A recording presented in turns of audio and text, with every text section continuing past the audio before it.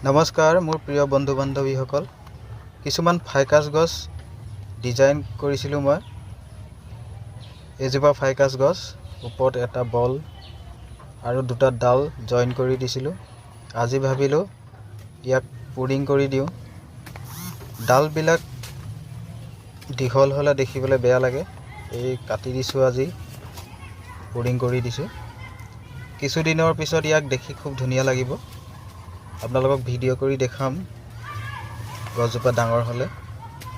এইদৰে পুলিং কৰি দিছোঁ আপোনালোকেও পাৰিলে কৰি চাব অলপ কষ্ট হয় তথাপিও ফাইকাছ গছ বিভিন্ন বনচাই বনাবলৈ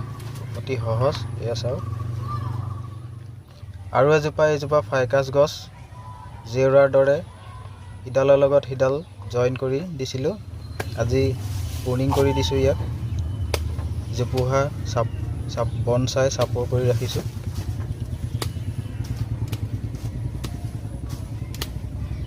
ইয়াকো ভিডিঅ' কৰি মই দেখুৱাম ডাঙৰ হ'লে ভাল লাগিব দেখি এয়া আপোনালোকে চেষ্টা কৰি চাওক বনাই চাওক গছৰ ডালবোৰ ইডালৰ লগত সিডাল বান্ধি দিলে কিছুদিনৰ পিছত জইন হৈ যায় এয়া